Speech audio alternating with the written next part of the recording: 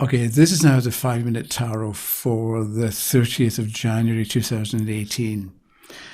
And today is a little bit different. When I was sitting in the living room about 6 o'clock this morning, it was dark and everybody else was asleep. The sequence of information that I want to give you, it all flowed really well, but then it's kind of different talking to a microphone, because my starting point is that there's too much pain and suffering in the world. And so I'm sure we all know people they've been diagnosed with serious illnesses or problems, or they're suffering from depression, or they're taking medication, or they've lost a job and they don't know if they're ever going to get another one. So there's all sorts of pain and suffering. And I think it's got to stop. And so I want to give you an idea of how we can. I mean, it's not all bad, because there are all sorts of creative people in the world doing good things.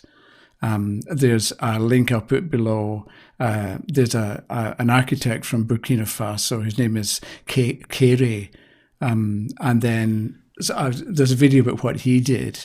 And then there's a Dutch designer called Pauline van Dongen, and she incorporates solar cells into clothing. And so, for instance, there's a backpack with a strap with solar cells, so you can walk through the woods or walk in the sunshine and at the same time charge a device, a tablet or a phone. So it's really quite creative and quite good what she's doing. So it's not all bad. There are all sorts of creative people out there. We too are creative in our own way. Maybe not to the same extent as an architect, but we've got creative ability and creative power, and I'm suggesting that we make use of it. And I'll give you an example of how. But I think that the main point is this pain and suffering has got to stop. It's not right. And also, it doesn't have to be. I'm not saying that we can stop wars, like there are wars in Syria and Africa and all over the place. But if we can't stop wars and change the world, we can at least improve our immediate environment. You can look at you and your friends and family and relatives and so on. And if they're in pain or if they're suffering, we can help ourselves, I think, and we can help other kind of people. And what I'm going to talk about is a kind of continuation of earlier videos. And I want to offer a solution, even though I know I'm probably going to leave out steps and ideas. I can come back to them if need be. But I've sort of been looking at this thing for a long time now, and it's like I built one step on the previous one. So I'm going to be as complete as I can. But if you understand, I may forget something. I've got a little list of the steps to go through on screen, and I may refer to it to some extent. Okay, so my room is in the basement, and yesterday I sort of looked around and it was kind of messy. So I tidied up and I cleaned and I vacuumed the carpet. And I made it better. And it's more pleasant now. It's a better atmosphere. And I'm more motivated to actually do things. Because before, when things just, you bring something into a room and you leave it somewhere. And then you leave something on top of that. And it very quickly gets messy and cluttered. But somehow tidying up and making it more comfortable or more pleasant also motivated me to be more productive. So, and I when I was sitting upstairs this morning, I wrote down, we shouldn't let material or physical conditions dictate our behavior or our mood. But we do. We look at what's going on outside us, and we let it control our thinking and our imagination and our state of mind. Whereas we can actually do things. For instance, I cleaned the room and made an improvement. I can also talk to people and maybe give them ideas so they can improve their life. And I think, so cleaning the room is a small thing, but I think with a bit of imagination, we can make big changes and big improvements. And The word imagination contains the word image. So imagination is about mental pictures. And when I think of mental pictures, maybe that's how and why the tarot works. Because what we're doing is we're looking at the picture and we're interpreting it, or we're making sense of the pictures to give an answer to the question. At the same time, I'd like to, it began, the idea with there's too much pain and suffering, but also there was a line from, I've never understood until this morning, never really, I've thought about it now and again, but never really understood it. And it's a line from Julius Caesar, where Cassius says to Brutus, "The fault, dear Brutus, is not in our stars, but in ourselves, that we are underlings." And I think I want to show that Shakespeare understood what was really going on. There's reality, and there's what passes for reality, or there's reality and the reflection. And it's important that we relate to reality rather than relate to our imagination or what we think is going on or what appears to be going on in the reflection. So I need to show you a couple of things here. One is this, as you can see, is the number 1, right? And this, if I turn it over, is now the number 2, okay? So if we add 1 and 2, we get 3. And some say that 3 is the first number because 1 is unity, or it represents everything. And 2 is the reflection of unity. So it's also not really a number.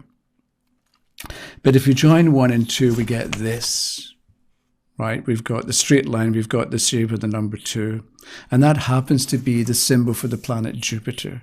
And Jupiter's key word is expansion. Jupiter represents the principle of expansion. So I'm thinking 1 and 2 is 3. There's unity and its reflection. That's 1 and 2. And somehow, looking at the number 3 and the fact that it relates to Jupiter, Jupiter also rules the number 3. It's a bit like we've got 1 and 2, we've got unity and its reflection, but we're supposed to expand. We're in life to expand, to do things in a big way, to do more. It's a bit like we're meant to, or we can if we choose. And we get to choose. We can choose to express the original, which is contained within unity. And it's somehow the original is real. So we can choose to express the original, or we can express the reflection. The reflection is kind of real, but it's not the same as the original. So I'm thinking that the first part of the solution is that we think about unity and what it's like, what it represents, because unity is whole and it's complete. It has to be because it's unity. And also unity doesn't change because it doesn't need to change. If it's already, everything fits together, then there's no need for improvement because it already works. It's already there. It's already complete. It can't be improved because it's already perfect. And it all fits together harmoniously. And it works. Unity just is. And it's not like within unity, this bit of badness is cancelled out by this bit of goodness. So that in some way it all evens out. It's not like there's good and bad within unity, but there's harmony. So there isn't disruption and there isn't decay and there aren't problems within unity that in some way are cancelled out by something stronger or something equally strong that's the opposite nature. Unity is harmony. And the root, as I mentioned before, of the word harmony is AR, which means to arrange together. So we've got unity, which is good, it's harmonious, it doesn't contain disruption, it doesn't contain decay, there's no room for it. So it's a bit like the default position is not that we have a problem that has to be fixed. So let's say we've got a medical problem that has to be fixed by medication, or some people pray to angels or pray to God for healing or for a solution. But I'm saying that because unity is already harmonious and it's a reflection where the problem lies. So The default position is not that we have an actual problem that needs to be fixed by medication or by divine intervention. The default position is there is harmony, or there is a complete or completely functioning whole. And this is the starting point, and this is the reality. So imagine harmony and unity and completeness and wholeness, and then start from there. So the starting point is not that we've got a problem that needs to be fixed. The starting point is a condition where all is one, the number one, as well as the idea of unity. At the same time, unity or oneness is whole, and it's everything. Wholeness is everything. It doesn't contain disruption or decay, because then there would be change. If there's disruption, it can fall apart and break apart. Then it's no longer one and no longer whole. If there's decay, things get bad or things change, but there can't be change within unity. So if there's disruption, there would be something beyond wholeness, but that can't be, otherwise it wouldn't be whole in the first place. So there's wholeness and it's everything, but it's not aware of itself.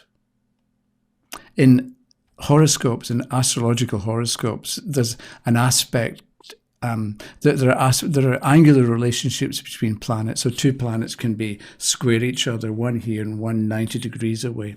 But there's an aspect, and the word aspect comes from a Latin verb that means to see, to look at. So there's an opposition aspect where you've got two planets opposite each other. So Aries and Libra are opposite. So if you have a planet round about 10 degrees of Aries, that's going to be exactly opposite a planet round about 10 degrees of Libra. And it's an opposition. And the key word for the opposition is awareness. So wholeness isn't self-aware. It's everything, but it doesn't know that it's everything. If it's going to become self-aware, there can't be anything outside of it, because then it wouldn't be wholeness. But there can be a reflection. And that's where we come in. So we're part of everything because it's everything. But we also understand, or maybe the point is we misunderstand, the reflection of everything. And we think that the reflection is the reality. But it's not the original. And we have to remember that. So, if we have a problem, or if we think we have a problem, if we can understand that the problem is taking place, or it's going on in the mirror, or in the reflection, and it's not really real, because the complication, or the problem, or the difficulty, or the disease, it can seem to exist in the mirror, in the reflection, but it doesn't actually exist in the original, within unity. Because unity is good and harmonious and doesn't have room for disruption and decay. So if we can understand that the problem, if what appears to be the problem is going on in the mirror or going on in the reflection, it's not really real, then we can shift our focus or shift our attention to the original unity where everything is harmonious. And if we can focus on the original goodness, then if we're seeing the original reality, then what we deal with in the mirror is going to be a correct reflection of reality and not the humanly imagined problem or difficulty that we made up or that we've been led to believe is real. Because think of the stuff, the advice, the nonsense that we've been taught over the years about what we can expect from life. You know, life is tough, life is short, you're never going to succeed, you've got problems, you're inevitably going to get sick and die. All that kind of stuff that people tell you, that you accept without thinking about it that much. So back to Shakespeare and Cassius. Cassius says, the fault, dear Brutus, is not in our stars, but in ourselves that we are underlings. So the problem is not in our stars. It's not in unity or the original reality where all is one or all is harmony and there's nothing wrong.